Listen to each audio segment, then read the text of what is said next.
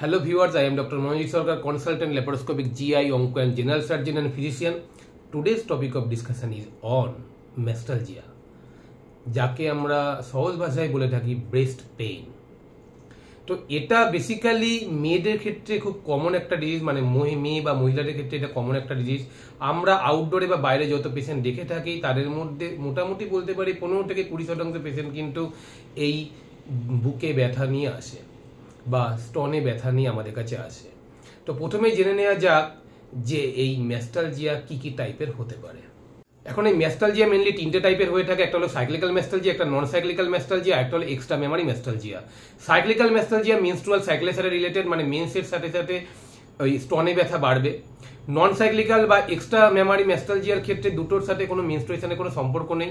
Extra memory ম্যাস্টালজিয়ার origin হবে cardiac origin অথবা chest origin, যেটা ব্রেস্ট রিজনে পেন হবে।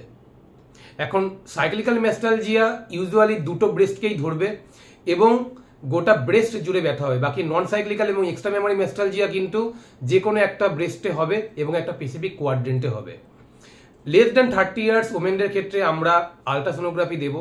30 ইয়ার্স বা 30 ইয়ার্সের অ্যাবোভে কিন্তু আমরা আলট্রাসোনোগ্রাফির সাথে ম্যামোগ্রাফি করতে দেব।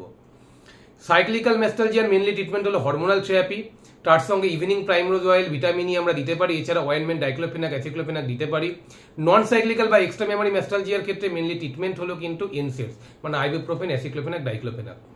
আর এই সাইক্লিক্যাল ম্যাস্টালজিয়ার ক্ষেত্রে পেশেন্টদেরকে যেটা অ্যাভয়েড করতে হবে সেটা হলো চা কফি একটু অ্যাভয়েড করলে ভালো হবে এবং টাইট ব্রেস্ট সাপোর্ট নিতে হবে।